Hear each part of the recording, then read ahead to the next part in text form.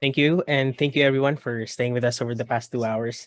It's been a journey, definitely. We've been working on this report for 2 years, and we're more than happy to share this with everyone. And we hope everyone can check out the report later.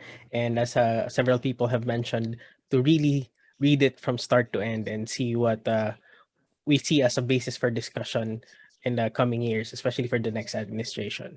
These are exciting times for Philippine cybersecurity, and we are glad to chart these waters with you.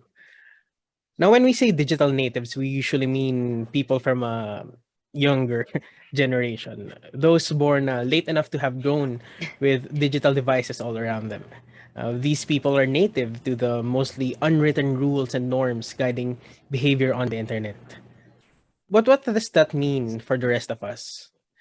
The COVID-19 pandemic has turned our world upside down. Whereas before, the digital proficiency gap between natives and everyone else was mostly an amusing topic for conversation, it is now a tangible divide with real consequences in a world of remote learning and work from home. For some people, this is like being dropped in a new world with strange rules and unknown threats, with little in the way of guidance. So, what are we to do? This is the very question that we've been considering over the past 2 years working on this report.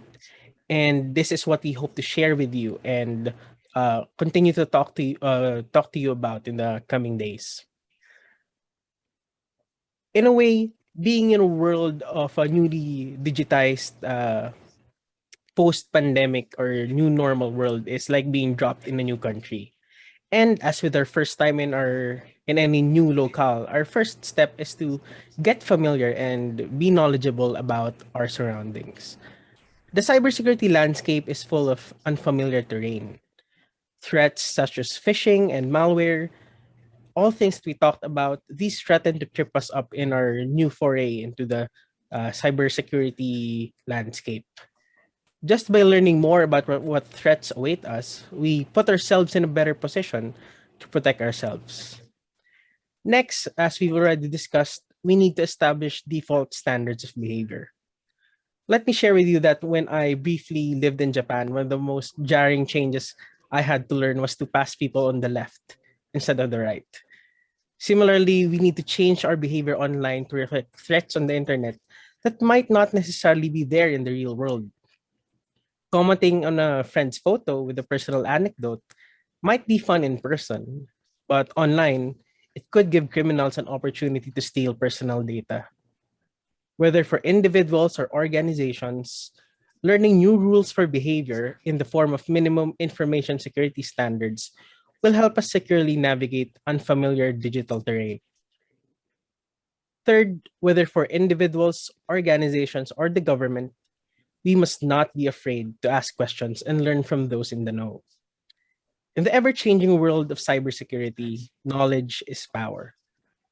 Just as we should not be afraid to ask for directions when we are lost, we must learn from the knowledge and experience of other countries and organizations, especially those who have already dealt with different threats and risks. Similarly, we must be generous with our knowledge and share what we know with those around us. Last, we must not be afraid of the learning curve and understand that it is part of the process of taking part in a new digital world. What's more, the internet is called the web for a reason because we are all linked together, and the compromise of one part could spell catastrophe for others. We must work to secure ourselves not only for our sake, but also for the sake of those around us. In this newly digital world, it is our social responsibility to ensure that we are doing all we can to keep safe. Ultimately, our report is a snapshot in time, a view from one perspective on where Philippine cybersecurity stands today. Things are bound to evolve and change just as they have in the past. Our hope is that our report will be the start of a lively and proactive discussion across different sectors: public, private, civil society, the academe, to name a few, that will drive Philippine cybersecurity forward. We thank everyone in attendance for spending your morning with us and look forward to hearing your thoughts on our report. The Secure Connections team would also like to thank the Asia Foundation for its assistance in organizing the launch. We would also like to extend our sincerest gratitude to everyone who contributed to this report. Sam Shirik, Jaime Faustino, Attorney Oliver Reyes, Kim Pobre, Justine Mendoza, Frith Manaysay, and Rana Pintor. Thank you, stay safe, and stay secure.